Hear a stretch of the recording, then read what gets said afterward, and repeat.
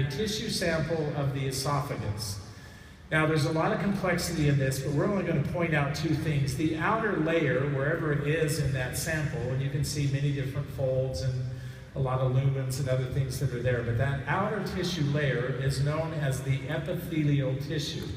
Now, it's specialized tissue. It's not just regular epithelial tissue. It's specialized, but it also houses some very specific cells, mucus cells or goblet cells.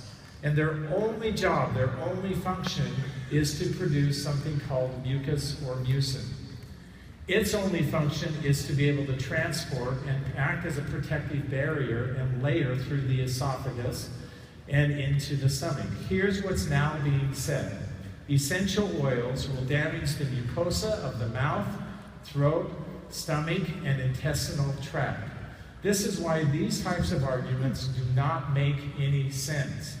Now, I know I'm being very bold, but I'm sorry, when people say things and make statements like this, it's really a statement to say they don't understand the basics of human physiology.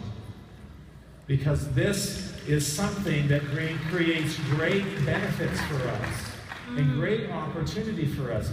Here's what that mucus layer, this is why it's so important, that mucus layer acts as a medium for protection. It acts as a medium for lubrication and transport, and is a physical barrier against microbes and other things that could be harmful to the digestive tract as a whole. There's actually a number of research studies now that have identified that essential oils not only stimulate this process, but are very supportive of this process as a whole. And for heaven's sakes, if we happen to have an area within our digestive tract that has compromise, where we could use some isolated support, wouldn't you rather use an essential oil? I certainly would. There's some other value that exists by using oils internally, and that is that we can have direct focus into the liver once it gets to the small intestine. This is a great delivery for liver support.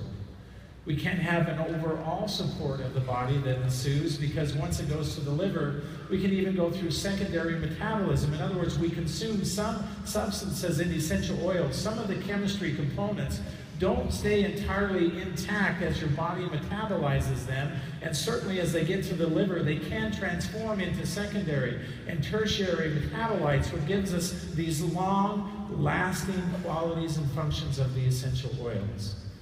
So yes, I think it's good to use oils internally. I think it's a great thing to do. It's one of my favorite ways to use the essential oils. Now, we have been very measured and calculated in how we have represented that for you specifically.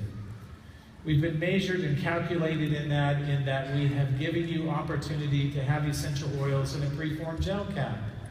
The advantage of that is we give you specific amounts within each of those gel caps. So whether it's Digest Zen, or it's On Guard, or any of the other Zendocrine, or any of the other gel caps that we have, this is pre-measured for you to fit within that model of safety that we introduced to you at convention this year, based on what we know and understand about human physiology and how the body reacts and responds.